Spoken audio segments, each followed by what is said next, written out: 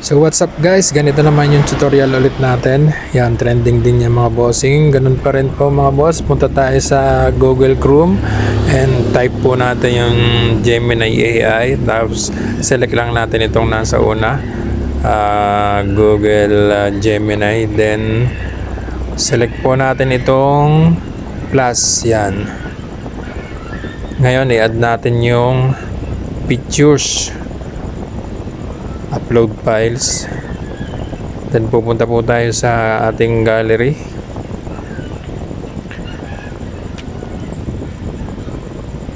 Yan guys, gallery.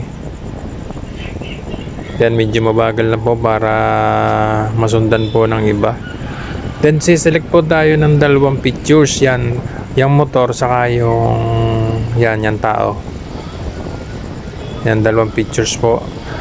Tapos dito po sa Ask Gemini, tatype po natin yung ganyan. Ilalagay ko po sa description at saka sa aking comment kung hindi nyo po mai-copy, kasi yung iba hindi nga mai-copy sa comment section. So i-type nyo lang po yun mga bossing, yung code. So ayan na yan mga bossing, oh. Angas. Dalawang pictures lang po siya. So hanggang sa muli mga bossing, at salamat sa panonood.